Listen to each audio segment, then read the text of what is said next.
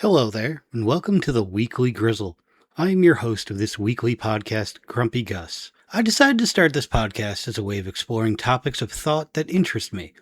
Each episode I will pick a different topic and give you the Grizzle as I see it. Before I jump into this week's topic, I want to give a bit of a background on who I am. First and foremost, I am a Grizzler, which is a fancy way of saying I bitch about things, much to the annoyance and amusement of those around me.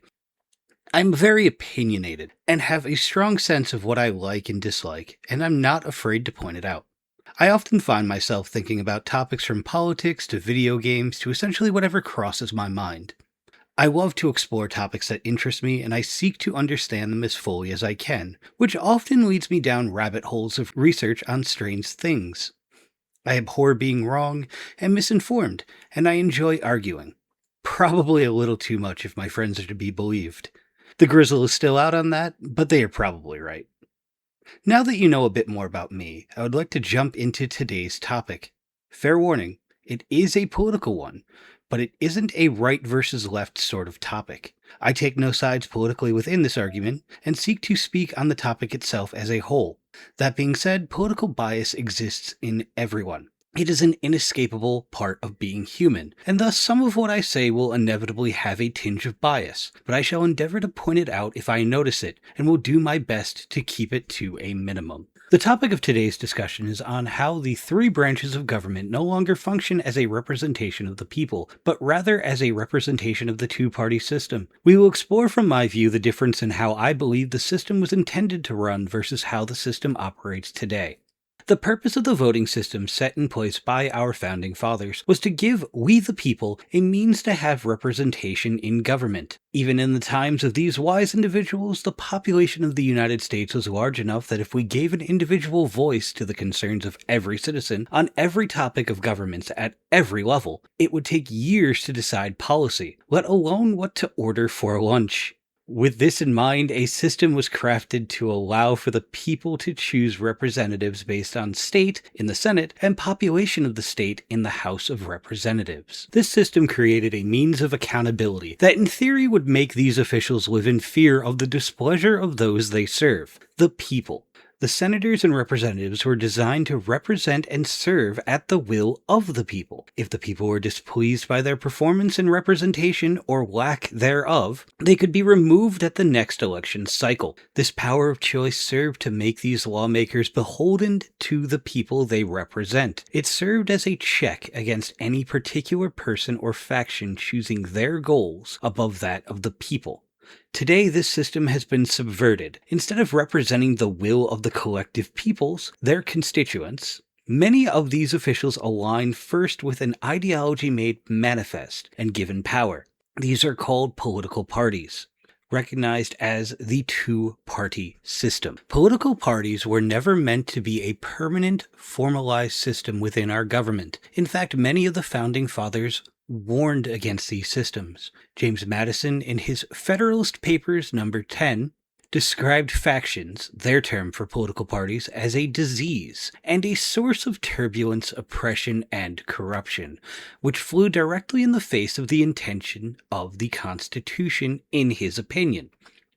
George Washington warned explicitly against the baneful effects of the spirit of the party in his farewell address.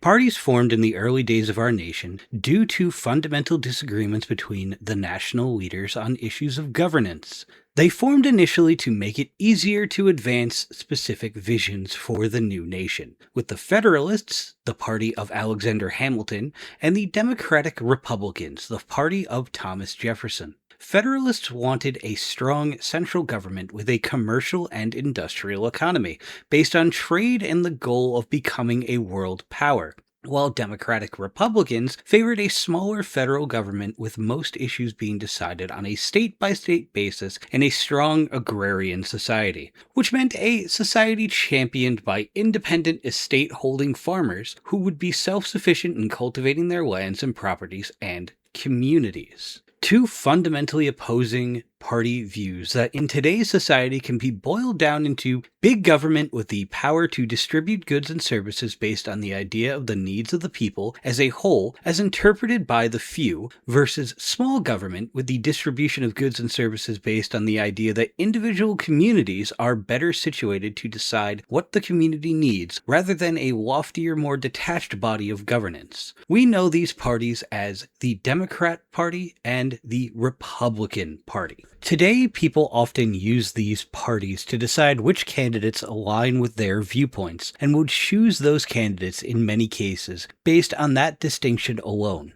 While this is of course the choice of the individual voter, such a system of choice is very easily manipulated. When one cares more for the purported party alignment of a candidate instead of the candidate directly, it shifts who the candidate is thus beholden to. What I mean by this is, as we covered before, each elected government official is to be beholden to the people they represent. For instance, the representative of Kentucky is beholden to the constituents within the district that elected them, and the senator from California is beholden to the constituents of the state at large. Now imagine for a minute that instead of needing the support of the people based on the decisions they make as individual representatives, they instead require the endorsement of a secondary entity which allows them to use an identifying marker which will all but guarantee a large portion of their constituents will vote for them, regardless of their personal views and actions. This would shift the center to which they are beholden from the people to the secondary entity, thus subverting the system that was originally intended by the founding fathers. This system shifts the center of power from the people to the party. So what, you may ask? These are just monikers, identifying factors. They don't have any real governmental power. You would be correct. The individual parties do not have any enshrined governmental office or power, but they have evolved to the point that they have political and commercial power, which is a very important distinction. Having political and commercial power allows these secondary entities, which we will call committees, to offer benefits to those who choose to align with them. Money and endorsement are the two key factors which committees apply masterfully in order to entice candidates to join them. Voters often donate to these committees and PACs, which are a complex issue for another time, rather than to the individual candidates. This means that if you want the money, you must be chosen by the committee to be the possible representative of your constituents. This money will buy you ad space, structural campaign support, and many other enticing and often necessary benefits which are available in a much lesser capacity to unaligned or non-chosen representatives, often to the point of crippling their chances of winning. As for endorsement, since people often choose based on party, those who have served within the party and have a favorable view amongst the voters will publicly endorse the candidate, as well as celebrities and people of note, which increase the chance dramatically of those who receive these endorsements. In terms of political power, these parties are not officially enshrined within our Constitution by design. There is no Democrat or Republican Party or mention of any party in that regard. Yet somehow, instead of hundreds of parties, we have two, hence the two-party system as it is often called.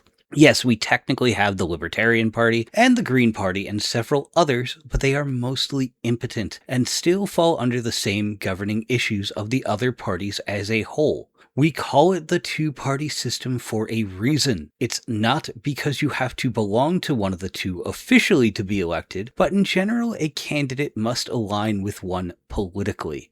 Their political power is so great that an entire unofficial system, separate from that which is enshrined in the Constitution, is viewed by most as inextricable and treated by many as official. These committees have enough power within their own systems that they decide which candidates run for the office of president, as well as those who run for the individual representative and senator positions to some degree. Technically, there are systems within each where those who choose to align with the party can vote for which candidates ultimately get the party endorsement. But since these are not official entities controlled by the Constitution, they are free to change their rules or even ignore them with little to no consequence, as we have seen as recently as 2024, with the Democrat National Committee choosing Kamala Harris without what is known as a primary. the aforementioned selection process in which candidates are presented to the voting citizens who align with that party. The system of choosing your party, which, as we stated, has no basis of law behind it, found its way into the voting registration process in many states. This information is available to the committees as yet another resource to offer potential candidates. In short, these unofficial committees have become the true center for power to which candidates offer allegiance and serve at the pleasure of, rather than the individuals they represent. One could argue that the individual constituents still have the power, if an official does something they do not like, to vote them out of office. This is true to an extent, but not as much as it was intended by the Founding Fathers. This is likely to be the point, dear listener, where political bias breaks through, if it does at all, but I shall do my best to avoid it as much as I can. Earlier, I said many people will vote for a candidate based on party rather than their individual beliefs. That is an important tool used by these political parties to maintain control. These parties have leadership structures much as any organization will have. For this example, we will use a feudal society hierarchy to represent a point, and I hope you will stick with me through the metaphor. Much like the kingdoms of old, there are the noble class, the merchant/trade class, and the peasant class. This is an oversimplification of the feudal system for the metaphor, but since we are not doing a deep dive into the feudal system itself, the simplification will suffice. Perhaps in a future episode I may dive into the very topic of that form of government, which I find very interesting, but not today. The noble class in this case are the political party members who have held office for decades. Those such as Chuck Grassley, 50 years, Ed Markey, 48 years, Chuck Schumer, 44 years, Hal Rogers, 44 years, Mitch McConnell, 40 years, and Nancy Pelosi, 38 years. These individuals are often party leaders, for example, Pelosi, Schumer, McConnell, and Grassley. Their leadership tends to dictate the policy decisions and direction that the two parties move in. The merchant and trade classes are those who are under them, such as Alexandria Ocasio-Cortez, Ilhan Omar, Hakeem Jeffries, John Kennedy, John Thune, Dick Durbin, Rip Scott, Tom Cotton, and so forth. I chose a list of senators as an example for brevity, not for any particular point. These may also be leaders or hold leadership positions, but they still serve at the direction of the noble class. The peasant class are the voters themselves within this system, those that vote for party over person. Yes, you have freeholders if you want to torture the metaphor, those that vote for people based on their individual choice rather than the ones dictated by the party, but by and large they are fewer. This system creates centers of power where people like Schumer, McConnell, Grassley, and Pelosi can essentially make the party desires more important than that of the people. This is done because their particular areas of representation are so heavily skewed in their party favor that they will almost never face any challenge to their rulership by using the previously mentioned political and commercial powers of their parties. These individuals are royalty in all but title, enthroned in their seats directing the will of those who serve under them, and serve at their pleasure. They must, if they wish to hold their seats. Since they control these unofficial committees, anyone seeking to challenge them would have to have gained power within those committees sufficient to challenge them, which, as we have seen from a historical standpoint, is not the usual outcome. Often we will hear political slogans such as blue no matter who, or red or dead, or the sketchily sourced quote about how people would vote for anyone with a D next to their name, often attributed to Lyndon B. Johnson. These statements are representative of the mindset used by these political parties to shift the center of power to one they control, something James Madison warned against. So we find the legislative branch compromised, with elected officials aligning to party over the people. There is a system of checks and balances which should stop corruption from going too far, correct? Well, there is a system of checks and balances, but it doesn't quite work the way I believe it was intended. The system of checks and balances was intended to check the power of any one branch by the powers of the other two.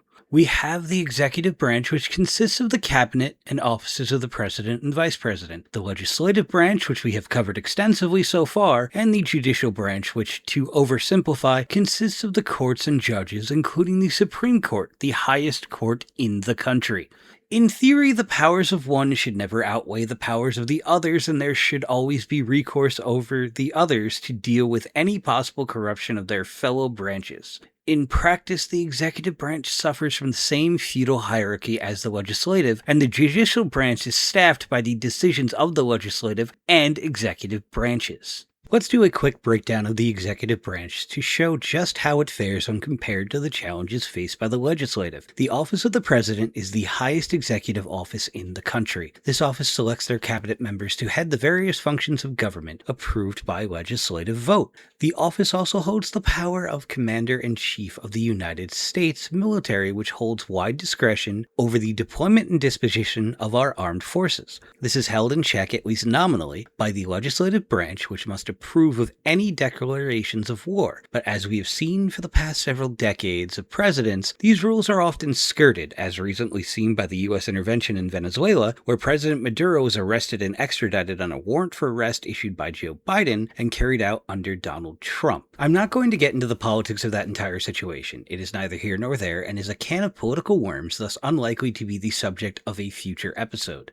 My reason for referencing it was to point out that the system of checks and balances can very easily be interpreted widely or narrowly, depending on the legislative and executive branches and whether the parties that hold majority at the time agree or disagree with the executive interpretation of those powers. And beyond that, a small portion of when it reaches the judicial branch, but we will get into that in a little bit. This branch is even more directly beholden to the party politics center of power because the Republican National Committee and the Democratic National Committee, which are, as we established, unofficial centers of power, control which candidate ultimately gets to run for president and vice president in the major election.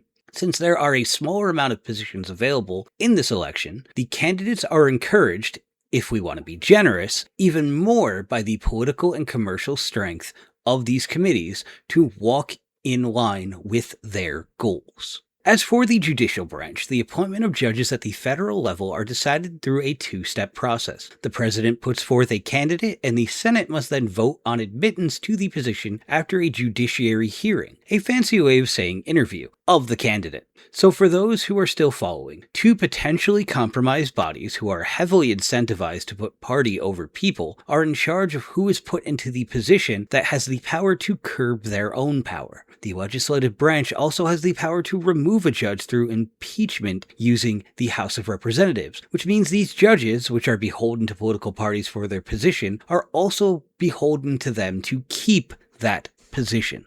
This is even more dangerous when it comes to the Supreme Court, which consists of 9 members who are in theory impartial and unaligned to a political party, but in reality often openly tout their political beliefs when they make their decisions on the viability of laws when compared to the Constitution, rather than an objective weighing that the position calls for. Now that we've established the problem with the system and how it has changed, I want to talk about ways that I see to fix the problem. Unfortunately, most if not all of these will never see their day on the Hill because it would require the aforementioned bodies to institute laws that curb their own power, but it still merits discussion. The first step in disrupting these centers of power and shifting them back to the people would be to remove the RNC and DNC from existence as entities, or conversely, enshrine them into the process in an official way that gives the people recourse to hold them accountable legally when they change or flat out ignore their established rules. Personally, I would prefer the removal of these committees due to the fact that I cannot trust that the laws would not be made in such a way as to officially enshrine their existing powers rather than limit them. But I want to approach these issues with multiple solutions that align more with the original political parties, centralized government or agrarian power, rather than present a my way or the highway argument. The next step I would suggest would be to impose term limits for members of Congress. Currently, senators and representatives can serve what essentially become lifetime appointments if their constituent base is large enough and deep enough into their party alignment to make their next appointment entirely based on the letter next to their name. By ensuring a regular flow of people in and out of these positions, we make it much harder for power bases and allegiances to form and calcify. Those two steps would greatly curb the political power of the individual parties. Next, we will talk about how to limit their commercial power. Money is power, as the old adage goes, and more often than not, the candidate with the larger war chest of money is the one who prevails. This is not a hard rule, but it's happened enough to be a pattern of note. Capping the amount of money each candidate can spend at every level, with strict auditing, whose results are available to public scrutiny, would do a lot to lessen the commercial power of these parties. Removing the ability for political parties and candidates to accept donations and simply assigning a set and equal amount of money to each candidate would ensure an even playing field, where the candidate's own ability to promote themselves will be the driving factor behind their ascension to these positions. I'm sure there are hundreds of ways to corrupt even these solutions to all but ensure the outcome of elections, and no system is perfect, but in my less than humble opinion, these solutions would go a long way to push the center of power back to the people as was intended. With that, I will end this episode. Thank you to everyone who gave this a listen and everyone who made it this far into my ranting. I hope you enjoyed yourself, and I look forward to seeing you next time. This has been your host, Grumpy Gus, bringing you the Weekly Grizzle. Have a great one.